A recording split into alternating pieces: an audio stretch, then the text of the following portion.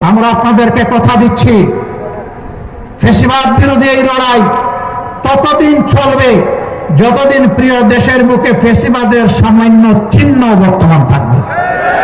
ফ্যাসিবাদকে নিশ্চিহ্ন না করা পর্যন্ত আমাদের লড়াই কেউ থামাতে পারবে না ইনশাআল্লাহ। আর আমরা বিশ্বাস করি এই সকল কিছু নির্ভুল পূর্ণাঙ্গ একমাত্র সমাধান হচ্ছে আল্লাহর কোরআন এবং নবী মুহাম্মদুর রাসূলুল্লাহ সাল্লাল্লাহু আলাইহি সাল্লামের শাসন। এর বাইরে মুক্তির, শান্তির, ইজ্জতের, নিরাপত্তার কোনো রাস্তা নেই। রাস্তা একটাই, সেই রাস্তায় আজকে সমস্ত দেশপ্রেমিক এবং ইসলামী দল এক স্রোতে মিলিত হচ্ছে। আপনারা দোয়া করুন এই স্রোতের প্লাবন সমাজের সমস্ত আবর্জনাকে যেন ভাসিয়ে নিয়ে যায়, কিছুই যেন না থাকে। থাকবে শুধু এই দেশে সৎ এবং সত্যপন্থী লোকেরা। সে যে ধর্মের লোক হোক, যে গুণের লোক হোক, কোনো আপত্তি নাই। এখানে কোনো দুষ্কৃতিকারীকে আর প্রশ্রয় দেওয়া হবে না ইনশাআল্লাহ।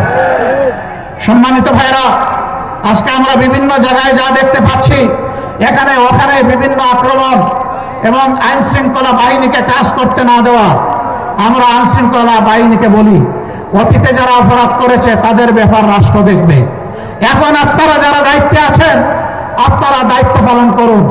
আপনারা ন্যায়ের পথে থাকবেন, আপনারা অন্যায়ের বিরুদ্ধে ব্যবস্থা নেবেন।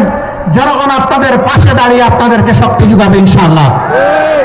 আমরা আপনাদের পাশে থাকবো, কিন্তু অন্যায় করতে দেখলে সবার আগে আমরাই কিন্তু প্রতিরোধ গড়ে তুলব। অতএব অন্যায়কারীদের পক্ষ নেবেন না, ফ্যাসিস্টদের পক্ষ নেবেন না, জনগণের পক্ষে থাকবেন, কারণ জনগণ আপনাদেরকে রাষ্ট্রের এই দায়িত্ব দিয়েছে। অতএব জনগণের বিরুদ্ধে যারা যায় তাদের কি পরিণতি হয়েছে সেদিকে একটু তাকালেই চলবে।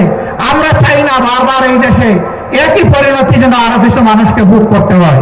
বরঞ্চ আমরা চাই প্রিয় দেশে সকল শ্রেণী পেশার মানুষ একত্রিত হয়ে আমরা দেশটাকে সামনের দিকে এগিয়ে নেব ইনশাআল্লাহ। সে দেশটা কেমন হবে? সেই দেশের যুবকরা বেকারত্বের অভিশাপে ইনশাআল্লাহ ভুগবে না। আমরা তাদেরকে নৈতিক এবং বাস্তবিক এবং